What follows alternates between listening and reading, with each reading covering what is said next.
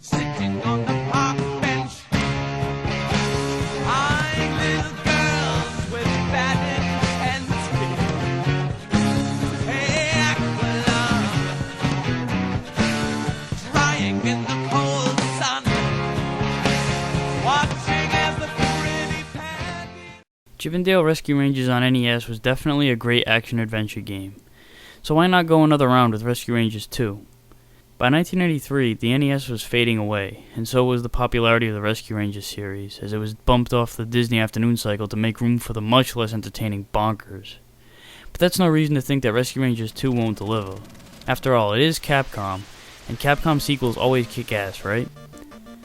Well, one thing Capcom does with sequels is keep the gameplay very similar to the original, and this is no exception. The same formula from Rescue Rangers 1 is implemented into Part 2. Same good graphics, same solid controls, same awkward two-player simultaneous mode, you still throw boxes at enemies, and Fat Cat is still the main antagonist, naturally. Not to say that the game is an exact duplicate of the original, but Capcom's philosophy here is that if it's not broken, don't fix it. So what's different about this sequel? Well, for starters, there's a little bit more of a story this time. The plot has a bit more depth to it, although the dialogue is pretty bad. In one scene, Zipper talks in his high-pitched and indistinguishable voice, and Chip understands exactly what he's saying. And later on, Zipper talks and Chip asks Monterey Jack for translation. What, did he unlearn how to speak fly? In the cartoon, Monterey Jack would sometimes refer to Gadget as Gadget Love, but in this game, for some reason, he calls Chip Love. Now, I know that Disney is gay-friendly, and not that there's anything wrong with that, but after watching numerous episodes several times over, I can assure you that Monterey Jack is completely heterosexual. Anyway, Gadget, Monterey Jack, and Zipper get a little more involved in this game, at least in the cutscenes between levels, and they do incorporate them in cameos a bit during the game. But the big thing they took away was the temporary invincibility provided by Zipper. He would fly around like he was on speed and just destroy everything in your path. But now he just turns on the water to help you get afloat in a pointless sequence. An insignificant difference to the original game are the icons you pick up to earn extra lives. Instead of grabbing flowers, you'll pick up Rescue Ranger insignias. Another minor difference is the ability to stun some enemies and pick them up and use them as weapons against other enemies.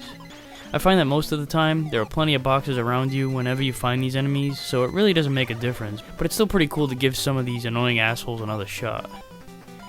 The soundtrack is a little more solid and consistent than the original, although none of the songs really stand out as well as the final stage in the first game. Also, there are 3 different boss themes including the final boss. And speaking of bosses, the boss battles have a new method of attacking. Instead of getting the red gumball to use as a weapon at every boss like in the original, you'll start with nothing and will have to grab something that comes your way, whether it's debris or random falling boxes that pop out for no reason. This makes the battles a little slower because you're doing a lot of avoiding and waiting for a weapon. You get another bonus stage in between levels, but it's much easier to get extra lives this time. You just grab the gumball and chuck it at the stars that fly across the screen. Always aim for the top one, it'll provide 2 extra lives as opposed to the one up below it. It's not that hard to time your shot right if you jump into the air first. So once again, I'm going to walk through the game using the one-player mode. We start out with a cutscene indicating that Fat Cat is escaping from prison via blimp. Yeah, that's a great way to be inconspicuous. Throw your fucking name right on it, why don't you? And look at this place, it's like Shawshank. How the hell do you escape a penitentiary like this by blimp? So then it cuts to the Rescue Rangers watching the news and they find out there's a bomb in the neighborhood restaurant. No bomb squad or police have been sent there or anything, but the news team is right on top of it. So the Rangers take off to save the day and miss out on the part where the newscaster mentions that Fat Cat escaped from prison. Wait a minute. When was the last time you saw on the news that a cat escaped from prison? Oh well. So the first level's in this restaurant where you're off to defuse the bomb. Most of the enemies from the get-go are easily disposed rodents with utensils and slow-moving bumblebees that dump honey on you. The rats with the spoons can swat the boxes back, so either attack them from behind or duck under the box before firing from the front. Right before the boss battle with Water Rabbit, a character that never made an appearance on the show, Chip and Dale confront him and start interrogating him about the bomb. He reveals that Fat Cat escaped from jail and used the bomb to create a diversion, just like the last time, and that he plans to steal the urn of the Pharaoh, whatever that is. So here's the setting for the boss battle. The water will push you in the direction of the stream, so you'll have to watch your footing. Avoiding the rabbit is pretty easy, as his range with the water gun sucks. Just don't stand right underneath the waterfalls up top or you'll get bumped in the head and dazed. Just grab the boxes, line up with the rabbit from a distance, and unload on him. After defeating him, you get a cutscene where Gadget finds the bomb and gives you a choice on which wire to cut. Why Gadget the genius is asking for Chip and Dale's input on bomb mechanics is beyond me. But you get to pick between a red or blue wire to cut. It doesn't matter which one you cut, it's a fake bomb anyway. But if you cut the red one, Gadget will jokingly simulate an explosion just to get Dale to piss his pants. Somehow Chip knows that Fat Cat has the urn at a ship about to leave port. So you take the sewer route to get there. Watch out for the brighter shade of boxes. They contain a snake that'll pop out like a jack-in-the-box and attack. Simply hide in the boxes when the green bats swoop down toward you. Other than that, the level's pretty basic. Just be sure not to fall into the pits or you'll land in a river of liquid shit.